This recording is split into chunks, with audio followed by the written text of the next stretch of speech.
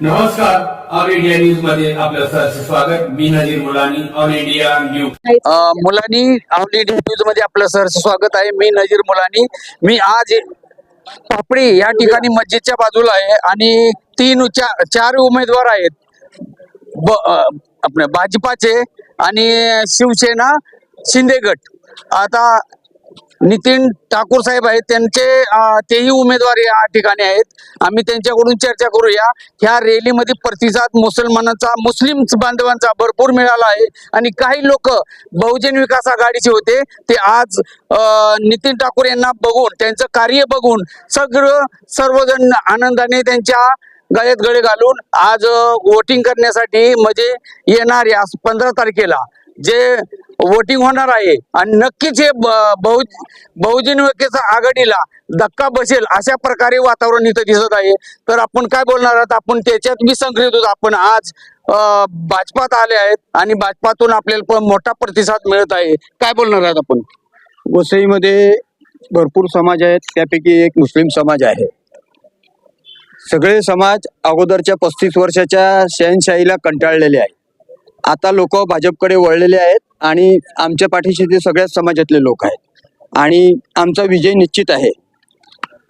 आपलं कार्याला सर्व बघून बाळलेत आणि चांगले प्रकारे प्रतिसाद मिळताना दिसत आहे. तर आपण काय बोलणार आहात या लोकांसाठी पूर्णपणे?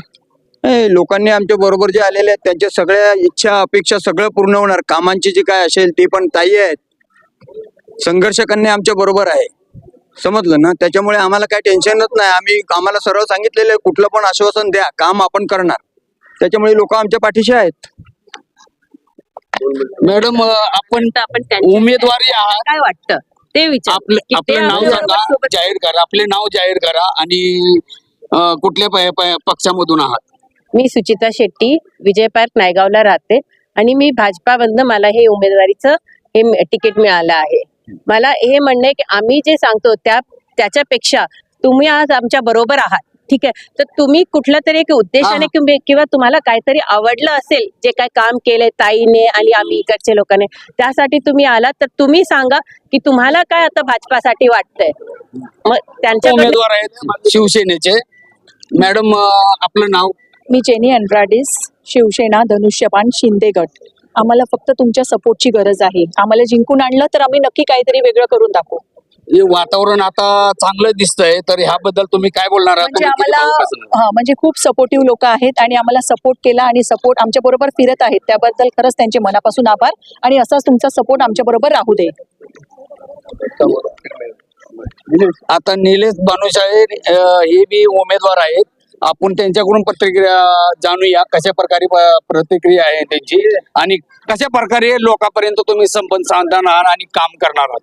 नमस्कार, मी निलेश भानुशे, प्रभाग क्रमांक 28D सर्वसाधारणचा उमेदवार आहे. आज आपण इथे वसईतील एक म्हणजे मुस्लिम बाहुल एरियामध्ये इकडे प्रचाराला आलेला आहे आणि तुम्ही सर्वजण बघत असाल की स्थानिक लोकांचा इथे खूप मोठा सहभाग आणि सहकार्य आम्हाला मिळालेलं आहे. आणि या सहकार्याच्या माध्यमातून आम्ही जनतेला हे सांगतो की आमची आमदार स्नेहाताई दुबे पंडित यांच्या कामाचा आम्हाला चांगला प्रतिसाद मिळत आहे आणि ताईच्या कामामुळे आज आम्ही जनतेपर्यंत पोहोचू शकतो आणि जनता आमच्या पाठीशी आहे. अशा आमच्या या कामाला आणि ताईच्या कामाला लोकांनी एक प्रकारे खूप सराहना केलेली आहे आणि पुढे असाच प्रचार चालू राहील आणि आम्ही विजयाच्या दृष्टीने पाऊल पुढे टाकत आहोत. आपण जनतेमधून एक आवाज उचलूया. तर नयर भाई, आपण दुसऱ्या पार्टीला होता पण आज नितीन ठाकूर साहेबांचे आणि दुसरे 3 उमेदवार आहेत त्यांना पाहून आपण याच्यामध्ये एंट्री मारली आणि प्रचाराला मोठा प्रतिसाद देताना दिसत आहेत. तर काय बोलणार? मी नय्यर गुलाम मिसाल, एक समाजसेवक आहे. मला मुसलमानांनी प्रश्न विचारले का तू भाजप कसा जॉईन केला, तर मी फक्त त्या लोकांना एकच उत्तर केलं का भाजप सरकार जी आहे ती मुसलमानाला पण लाडकी बहीण समजून देते आणि राशन जे भेटते ते मुसलमानाला पण भेटते. भाजपने भेदभाव केला नाहीये. पेट्रोल जे 100 रुपये जे भेटते लिटर ते मुसलमानाला पण भेटते आणि हिंदू जणांना पण भेटते. मग भेदभाव झाला कुठे? लाडकी बहीण मुसलमाना पण आमच्याकडे सर्व लाडकी बहिणीला पैसे भेटतात, सर्व मुसलमानांना राशन भेटते.